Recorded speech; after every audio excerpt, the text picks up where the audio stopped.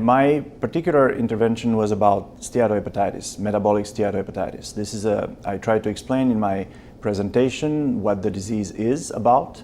It is a liver disease that occurs in the context of the metabolic syndrome.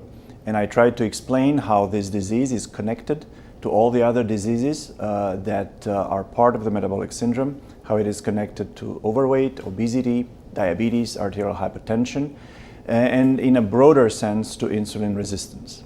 I tried to explain how these particular elements end up damaging the liver and how in return a fatty and inflamed liver can aggravate insulin resistance and participate into making all the clinical phenotype of the metabolic syndrome occur at a higher rate in these patients that have metabolic steatosis.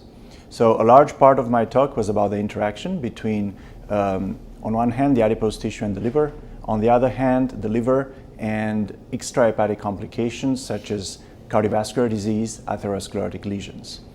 And I tried to develop the clinical as well as the biological arguments that link the two together.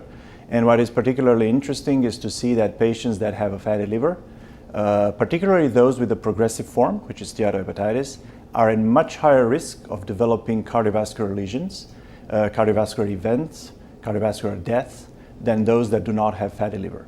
Also, some very convincing literature shows that people that have steatosis also have a higher risk to develop diabetes during follow-up. So this whole interaction, which can be an association or which can be a causal interaction between the two, was developed in my talk.